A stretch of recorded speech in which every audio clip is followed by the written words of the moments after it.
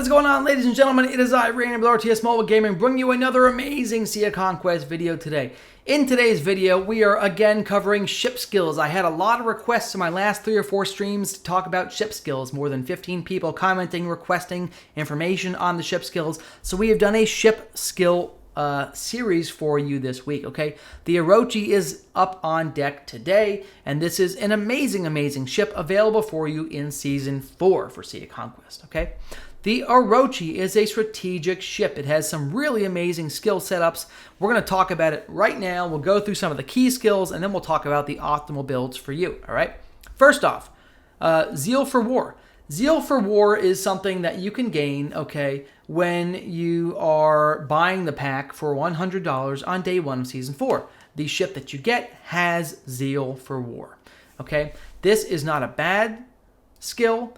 It's similar to the skill in the Fearless Princess, which I think has a 5-second cooldown and a 20% chance to trigger, so it's going to trigger more reliably. It does a little bit of damage. It's not terrible. And again, it triggers every 6 seconds, plus or minus, based on your basic attacks. Okay, so maybe closer to 7 or 8 seconds. It will deal strategic damage to 3 ships. This will basically give you 3 strategic damage instances in that time. Okay, there are some heroes that will be able to take the strategic damage you deal and do additional strategic damage based on the other health status of the enemy fleet, if they're healthy or wounded. Okay. So this can be a very useful skill, but it is typically designated as the weakest skill for the Orochi. All right. Next, we have Head on Wallup. Head on Wallup is an incredible ultimate skill. This is going to help you trigger up to 5 strategic damages instances per second. Okay, 5 instances per second. This, again, will also help you trigger some of your heroes that will do strategic damage to a healthy target when strategic damage is dealt. So you could see 5 strategic damage instances from Head on Wallup, 5 more from one of the other hero abilities, giving you an incredible amount of damage, as well as triggering some hero abilities like Griffin's Rage Ultimate from his 6-star skill. Okay, if you have to trigger 22 instances of strategic damage to activate Griffin's free rage skill, then that is going to mean that as soon as somebody like Griffin or Delilah or Letitia Miller or Sarah, if any of these people drop an ultimate on a target, it's going to get you 10, 15, maybe even 20 of those damage instances from one ultimate, depending again on the healthy status of the enemy fleet. You may find yourself triggering a double Griffin ultimate very quickly in a fight if you have Griffin at 6 stars and you have Head on Wallup. The downside to Head on Wallup: as soon as the enemy fleet drops below 51% HP, they are no longer healthy. If they are no longer healthy, you will not be triggering Head on Wallup against those ships. Okay? Zeal for War doesn't care what the health is. It will trigger every 6, 7, 8 seconds based on basic attacks, okay? And the last skill here is Annihilation. Now, there is a lot of debate between Annihilation and Head on Wallup. Head on Wallup is probably my favorite skill for the Orochi, but Annihilation is super strong as well. As long as the enemy fleet has 5 ships alive or more, you get a 30% strategic damage bonus on your ship. That's it. That's how the skill works. So it's up to you from there to determine your build to maximize your effectiveness for the Annihilation Ultimate. Okay? Linear Warfare. This is a pretty solid skill. It gives you 14% strategic damage. You don't really care too much about basic attacks on this ship until you get into Season 5 and you get Sarah. But back in Season 4, when this ship is available, Linear Warfare is a strong skill. Commander's Talent is also a strong skill. But again, I prefer going... I don't really like getting the specific strategic damage bonuses other than maybe Annihilation. If I had my choice on sub-skills, I would go for something like Thunderous Fury, defensively offensive, to get that 12% static bonus to all the damage types, okay? However, some other important skills to note, okay? This is another ship that you want great impact on.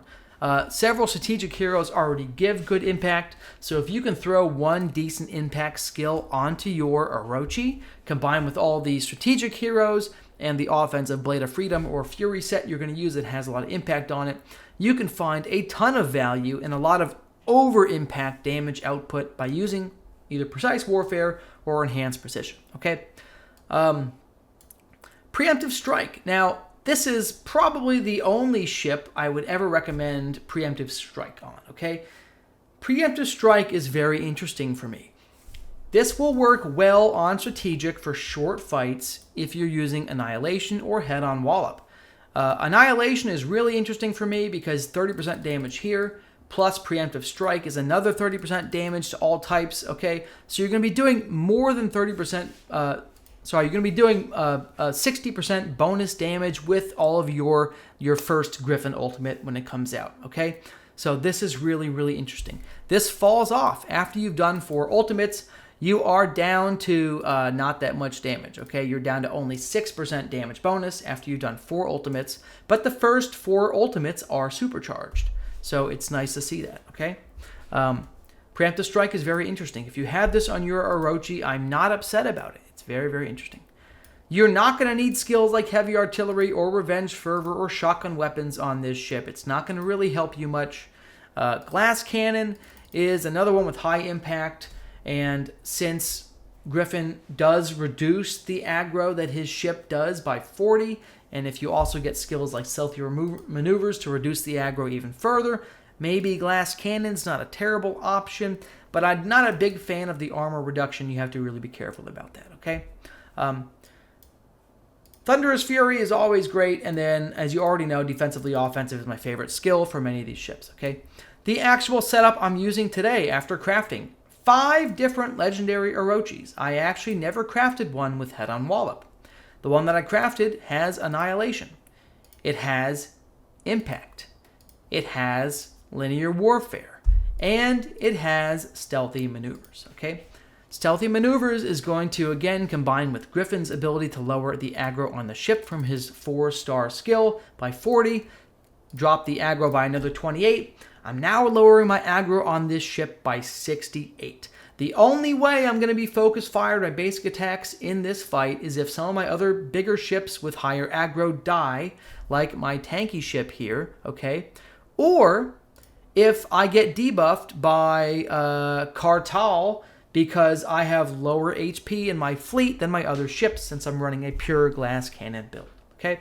So that is a recommendation. And if you're using Annihilation, I suggest you lean even heavier into boosting Griffin's ultimates by putting heroes like Onimusha to give yourself armor piercing as well as 40% crit damage. It's going to really, really help you penetrate deep. And look, with this impact skill and the skills that I have and the hero setups that I have, I'm at 13,000 impact on this setup.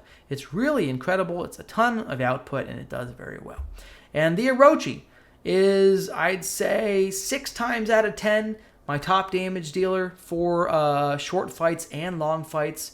It does a great, great job, okay? All right. So if I had to get a perfect Orochi, I would replace Annihilation with head-on Wallup, and I would get defensively offensive instead of linear warfare, okay? And those are my recommended skills, folks, for the Orochi, okay? So if you've enjoyed this video, feel free to like and subscribe. I love you guys. Long time, Randy.